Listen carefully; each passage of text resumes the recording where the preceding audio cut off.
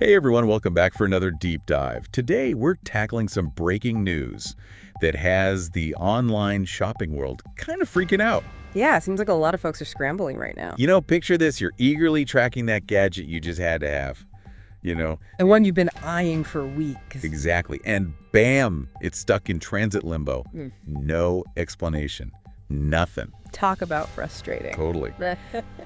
Well, it turns out the USPS has put a halt on package deliveries coming in from China and Hong Kong posts. Yep, it's causing quite a stir online. No kidding. We've got a whole stack of sources to dig through today. Let's see, we've got the official announcement from the USPS itself trying to decipher that. Oh yeah, it's a bit vague, isn't it? Definitely. Then we've got news articles from all over trying to make sense of it all. We've got NDTV, the South China Morning Post. AP, the Times of India even. Quite the global reaction. For sure. And to get the real pulse of how this is hitting people, we're diving into some online communities too. Always a good source for unfiltered opinions. Oh yeah, those Reddit threads are buzzing. We're checking out the flipping subreddit, Prepper Intel SBC Gaming. Those folks always have something to say. Always. So, our mission today is threefold. Figure out why this is happening, what it means for all of us, shoppers, sellers, everyone, and WHO exactly is getting hit the hardest by this whole thing. A tall order, but I think we're up for the challenge. Let's do it. So to kick things off, let's go straight to the source. The USPS announcement from February 4th, 2025. It's short, it's sweet, and it doesn't really explain much. Yeah, just a simple statement saying they're temporarily suspending inbound packages from China and Hong Kong posts until further notice. Further notice, the two most dreaded words in the English language. Especially when you're waiting on a package. Right. And here's another layer of strange. This only affects packages.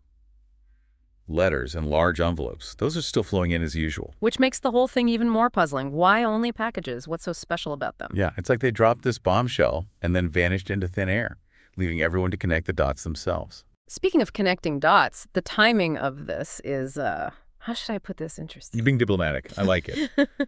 But yeah, you can't ignore that this comes right on the heels of President Trump's recent executive order shaking things up with trade policies. You think there might be a connection? Oh, well, I think it's more than just a coincidence. That executive order has two major components that we need to unpack. The first one is a brand new 10% tariff being slapped on all imports coming from China. Oof, that's gonna sting. Yeah, it's a pretty significant increase. And then the second part, this is where it gets a bit more complicated.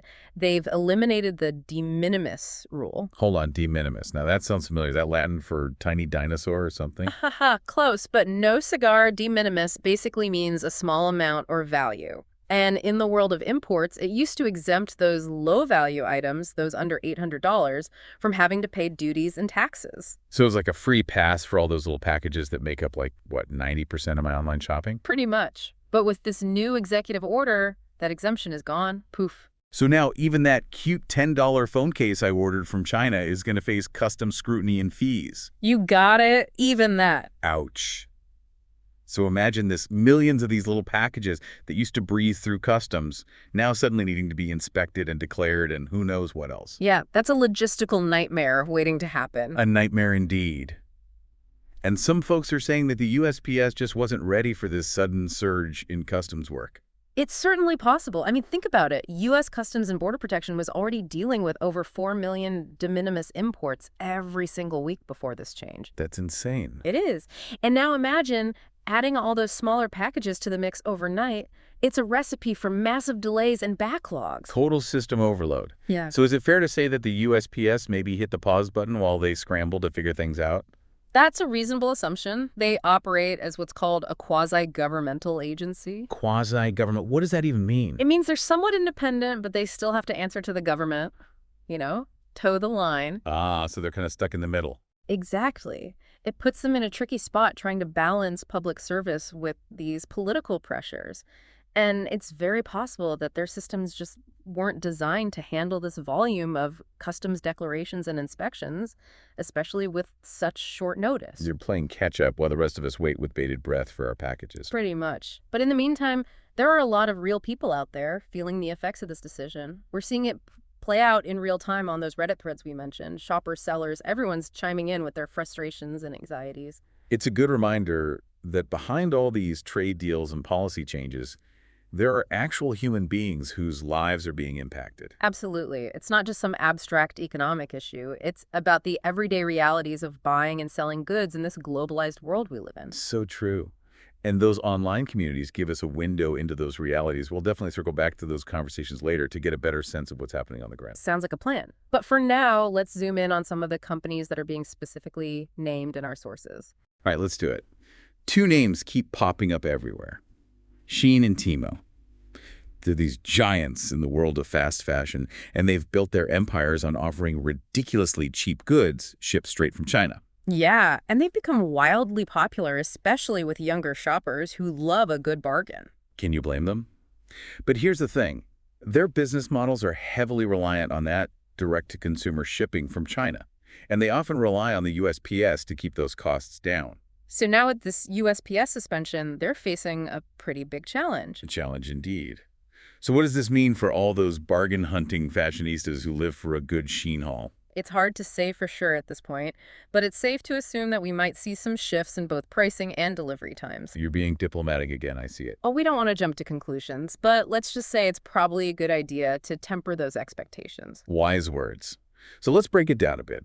Shein in particular seems to be pretty reliant on USPS for their shipping. So what are their options now? Well, they could turn to those private carriers like FedEx or DHL. But those are way more expensive, right? Exactly. Which means those extra costs will likely get passed down to the consumer. So long Shein hauls hello, higher prices. It's a possibility. And then there's the issue of shipping times. The whole system is going to be bogged down with these delays. So those impulse buys, yeah, those might take a while to arrive. Patience is a virtue, as they say. Especially in the world of online shopping these days. But now let's talk about Temu. They seem to be in a slightly better position to weather this storm, wouldn't you say? Yeah, they've got this different approach to shipping, right? Something about warehouses in the U.S. Exactly. They use what's called a semi-consignment model. Basically, they send bulk shipments of goods to warehouses here in the U.S. before individual orders are even placed. So it's like they're playing 4D chess with the shipping game. They're one step ahead. In a way, yeah. They have these mini distribution hubs spread across the country, which gives them more flexibility to adapt to situations like this. So they're not as reliant on those direct shipments from China coming through the USPS. Right. They could lean more heavily on those domestic warehouses, or maybe even explore partnerships with different shipping companies. Interesting. So they've got options. Mm-hmm. But does that mean Temu shoppers are totally in the clear? No price increases, no delays? I wouldn't go that far. Those new tariffs still apply to their goods regardless of where they're shipped from. Cool. So even if Temu tries to absorb some of those costs initially, it's not unreasonable to think that prices might creep up eventually. And while their domestic warehouses might help mitigate some of the delays, the overall strain on the system could still impact delivery times. And no one's getting off scot-free. It's a global situation with global consequences. This whole thing really highlights how interconnected global trade is. You know, one little policy change over here can send shockwaves through the entire system. Like a butterfly flapping its wings and causing a hurricane on the other side of the world. Exactly. And the USPS suspension is just one piece of a much larger puzzle. A puzzle we're going to keep piecing together. So stay tuned, because next we're going to dive deeper into how this is playing out for companies like Shein and Temu, and what it all means for the average online shopper like you and me. Can't wait. Buckle up, everyone. It's going to be a bumpy ride. So let's dive a little deeper into how this is actually impacting these companies. You know, Shein and Temu specifically. Yeah, they're both kind of riding this wave of fast fashion, right? Offering trendy clothes at crazy low prices. Exactly. But their whole model hinges on being able to ship stuff directly from China to consumers, using the USPS to keep those costs way down. So if that shipping method is disrupted, how do they adapt? I mean, these brands are known for like rock bottom prices and speedy delivery. Right. It's all about speed and affordability. Can they keep that up? That's the million-dollar question. Yeah, are we going to see those Shein hauls become a thing of the past? Well, let's start with Shein. From what we're seeing, they seem to be the more vulnerable of the two in this situation. More reliant on the USPS. It seems that way. A big chunk of their shipping goes through USPS.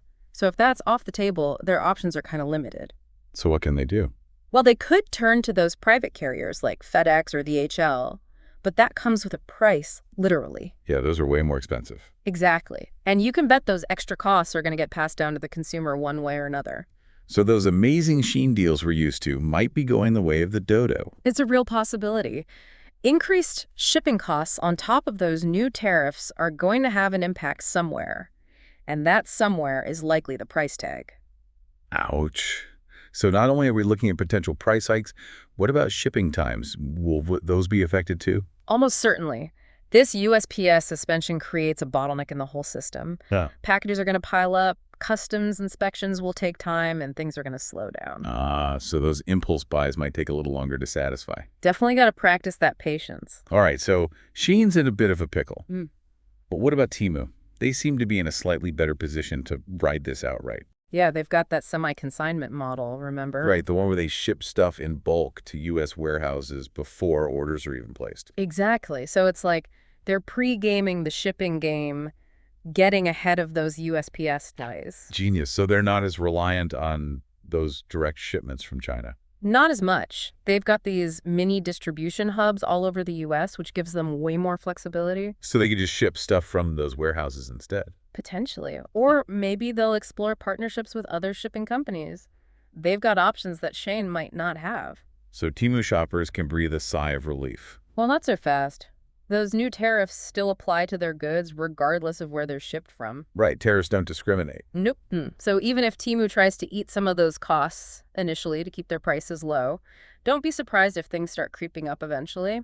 And while those domestic warehouses might help with some of the delays, the overall strain on the system could still impact delivery times. So no one's getting off scot-free in this whole mess. It's a global situation, and we're all feeling the effects in one way or another. You know, this really highlights how interconnected the world of global trade is. One tiny policy change, and the whole system goes haywire. It's like that butterfly effect, right? Mm-hmm. A butterfly flaps its wings in China, and we get a hurricane of shipping delays over here. Pretty much. And this USPS suspension is just one tiny piece of a much larger puzzle. A puzzle we're trying to solve one piece at a time.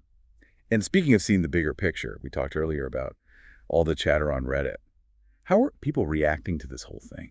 Oh, those Reddit threads are fascinating. They give us a real glimpse into how these policy changes are impacting real people on the ground. You know, everyday shoppers and sellers. So what are they saying?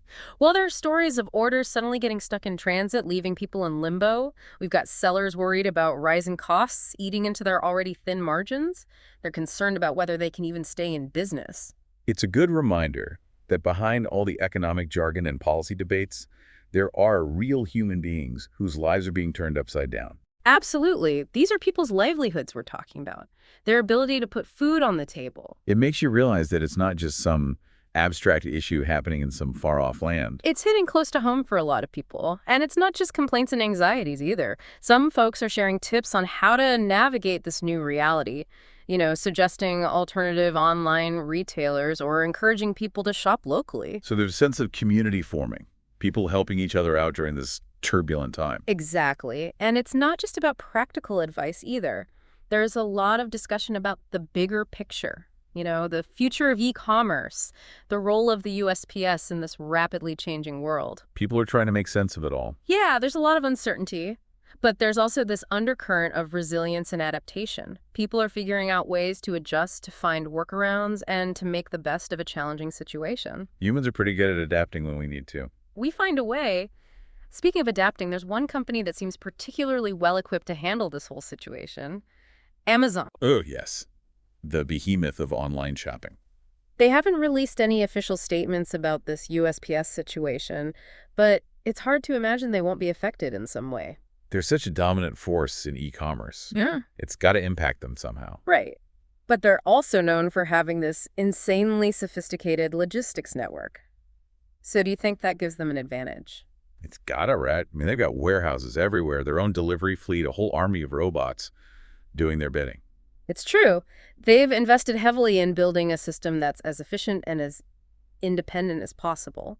So while everyone else is scrambling to adjust, Amazon might be sitting pretty watching the dominoes fall. Maybe sitting pretty is a bit of an overstatement. Yeah. I mean, they still rely on global supply chains, and some of their products are definitely sourced from China. You're right. They're not completely immune, but they do have more options to adapt and maneuver than a lot of their competitors. It's like they accidentally future-proof themselves against this kind of trade disruption. It's an interesting thought. They've certainly invested a lot in building a system that's less reliant on those traditional shipping routes, and that could give them an edge in this situation. So while this USPS suspension is causing chaos for a lot of businesses, Amazon might actually end up benefiting from it in the long run. It's not impossible to imagine. As those delays and price increases start to hit consumers, it wouldn't be surprising if some folks are willing to pay a premium for Amazon's more predictable and reliable service. It's crazy how one event can have such a ripple effect, creating challenges for some and opportunities for others. It just shows you how dynamic and ever-changing the world of commerce is. The companies that can adapt and innovate are the ones that will survive and thrive. So what does all this mean for the average online shopper out there? What can they do to navigate this new reality? That's the million-dollar question, and one that we'll be tackling in our next segment. We'll be exploring some strategies for finding alternative sources, managing expectations, and staying informed in this ever-changing landscape. All right, so we've covered a lot of ground here. We talked about why the USPS hit the brakes on packages from China and Hong Kong, what that means for companies like Shein and Temu, and even Amazon. And we got a glimpse into how people are reacting over on Reddit. But let's bring it all home. What does this mean for you, the listener? How can you navigate this new world of online shopping, keep your budget happy, and maybe even come out of this with a fresh perspective? It's all about taking what we've learned and putting it into action, you know? Exactly. Knowledge is power and all that. So first things first, if you're someone who loves scoring those amazing deals from China or Hong Kong, it's time for a reality check. What should people be prepared for in this new landscape? I think the biggest thing is to adjust your expectations. You know, those packages aren't going to be zipping across the globe as quickly as they used to. So we're talking potential delays. Definitely. And be ready for higher prices, too. Those tariffs and increased shipping costs are going to have to go somewhere. Yeah, someone's got to foot the bill. And that someone is usually the consumer. So maybe hold off on filling up that online shopping cart for now. Take a deep breath, walk away from the computer. Exactly. This might be a good time to be a little more mindful of your spending habits. You know, think before you click. Exactly. Ask yourself, do I really need this? Can I find something similar closer to home? Maybe this is a chance to rediscover the joys of shopping locally. Supporting those small businesses in your community. Absolutely. And exploring options that don't rely so heavily on those global supply chains. It's like this whole situation is kind of nudging us towards a more sustainable way of shopping. I think so. It's an opportunity to pause and reevaluate our relationship with stuff. Do we really need all this stuff? Right. Yeah. Do we need to buy new all the time? Exactly. Maybe we can repair something instead of tossing it out, or borrow or share instead of buying new. It's about being resourceful, getting creative. And maybe even realizing that less is more, you know? We're not saying everyone needs to become a minimalist overnight, but a little awareness goes a long way. Absolutely. It's about finding a balance that works for you, your budget, and your values. And speaking of being aware, it's also about staying informed.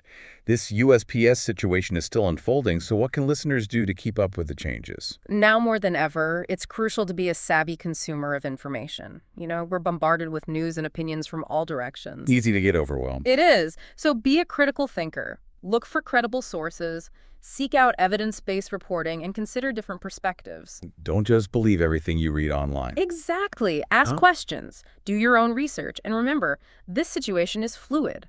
What's true today might not be true tomorrow. So stay curious, stay engaged, and don't be afraid to adjust your approach as things change. Flexibility is key. Absolutely.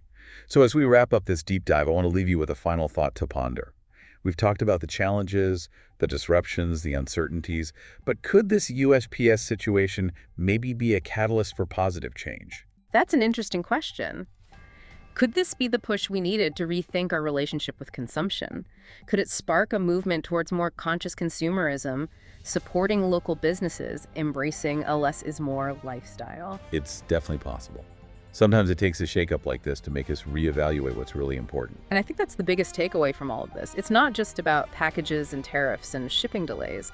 It's about recognizing how interconnected our world is and how we all play a role in that system. So as we sign off, we challenge you to not just weather this storm, but to use it as an opportunity to grow, adapt, and maybe even discover a new way of living. Stay informed, stay curious, and as always, happy diving.